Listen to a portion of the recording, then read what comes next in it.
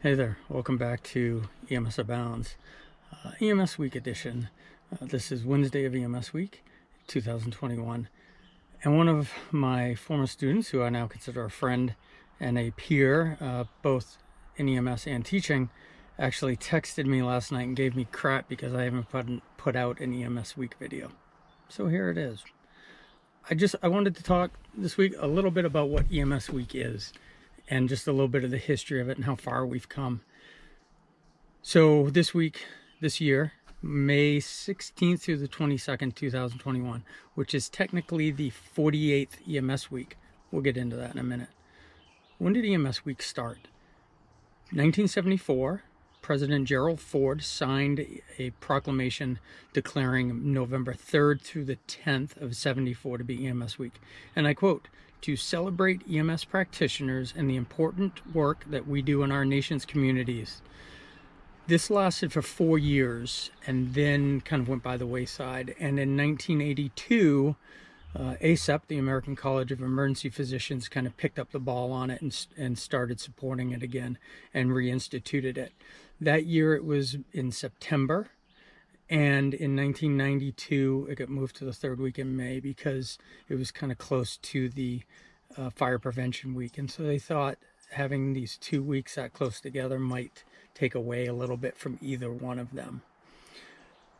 So let's talk about 1974. So 1974, what was EMS like? I mean, I've been doing this 35 years. I don't remember because I was 8 years old at the time. But EMS in 1974 was a whole different animal. If you think about the TV show Emergency first aired on January 15th, 1972. So this was 2 years later. And Emergency was really credited with bringing attention to EMS and showing what EMS could do. In 1972, there were only 12 paramedic systems in the United States. 12 in the whole country. 2 of them were in LA County. And this came about because in 1970, Ronald Reagan was governor of California, and he signed an act called the Wedworth-Townsend Act, which allowed for a trial of paramedicine in LA County, and it took off from there. Now, the TV show Emergency had a technical advisor by the name of James Page. He was a captain with LA County Fire at the time, and their requirements for supporting the show was that it had to be realistic.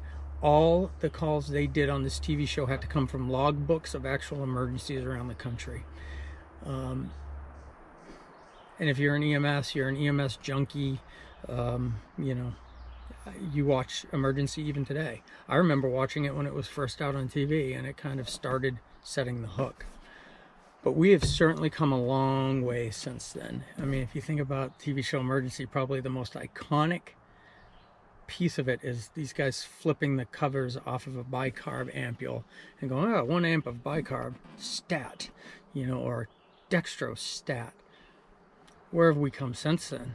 In the 49 years since Emergency came out, now our EMTs are learning cellular metabolism. I don't know that I learned that in paramedic school. Our EMTs in New Hampshire are doing CPAP. They're giving meds for pain. They're giving ibuprofen and Tylenol. They're giving Zofran, Epi and EpiPen, certainly not a nationwide thing. And our AEMTs are doing IV Zofran, they're doing nitrous oxide, right? They're defibrillating.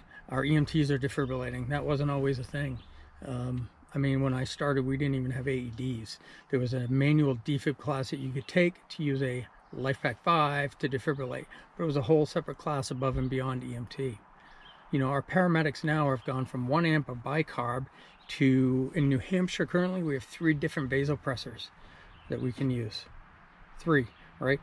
Dopamine, Levophed, epinephrine. They just took away Neo because we weren't using it at all. That's a whole nother story, probably, if I were king. For pain meds, we've got ketamine. You can give it IM, you can give it IV, you can give it IO. We've got Dilaudid, we've got fentanyl, we've got morphine.